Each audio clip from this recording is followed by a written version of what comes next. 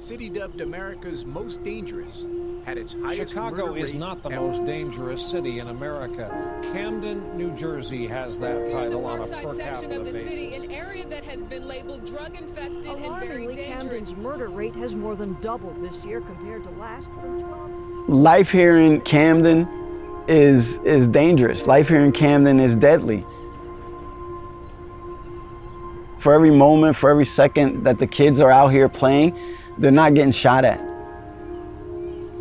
For every second that they're here, they're not witnessing something that can get them hurt later on.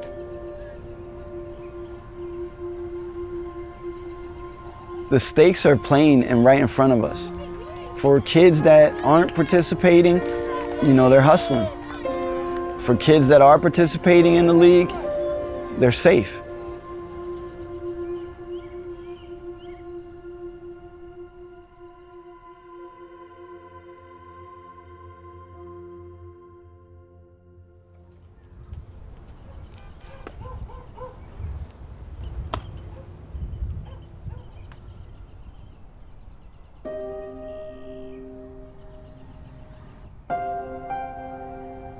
When I was a kid, the expectation was that you would play baseball, that Pine Point Park would be a part of who you were and what you did.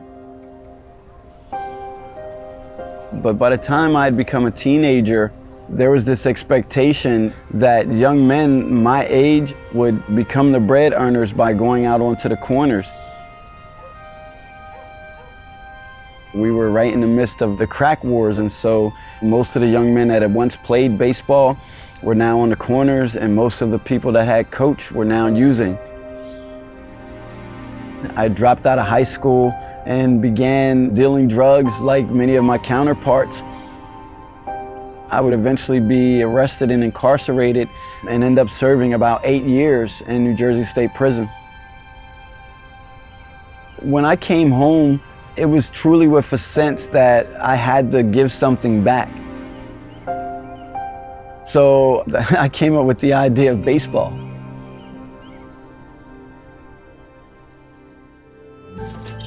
Baseball hadn't been played in Camden for almost 2 decades, but I knew that there was still a connection here in this neighborhood and here in this city with the sport. So I said, look, if the city's going to be crazy, if the neighborhood's going to be on fire, let's try to create one safe place for kids in the neighborhood, and let's start a baseball league.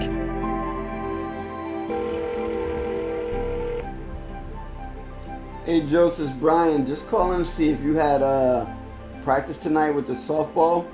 Matter of fact, I'm gonna text all the other coaches and see who has practice tonight and who still needs the catcher's gear. Okay, cool. All right, see you then. Thank you. When I started coming out and saying, hey, we're gonna play baseball, I used to get people looking at me like I was crazy. But I had to be that leader. And in many instances, I had to be fearless and be the one willing to go up to ask the drug dealer, between these hours, would you mind not hustling? That's just what we had to do. And over time, the hustling fell by the wayside, and we became the norm in the park. There you go, there you go. Nice catch, college boy. When we started, we ended up with 100 kids that year, and it blew our mind. Today, we have over 650 kids playing, and that's kids playing from age 5 all the way up to age 18. If you sit back and close your eyes, you just hear the ping or the crack of the older kids when they use their wood bats, the sound of the ball hitting leather, cleats scraping the gravel, kids rattling on the fence, cheering, go batter, batter, batter. People used to yell and scream because something was wrong. And now people are yelling and screaming because something fantastic is happening. Come game time, it's the most beautifulest thing in the world.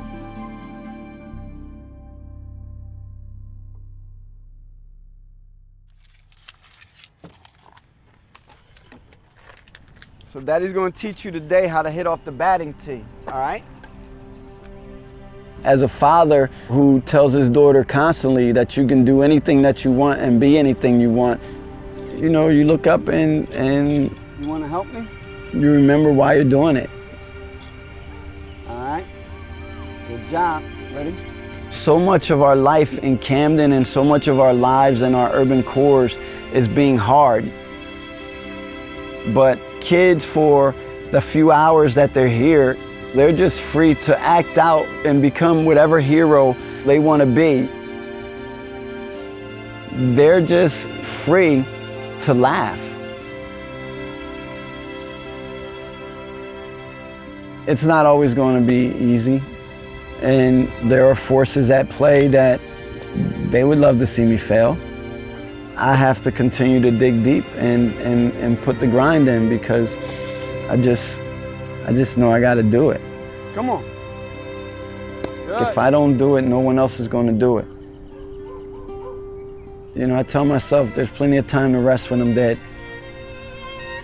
Until then, I'm going to live life to the fullest.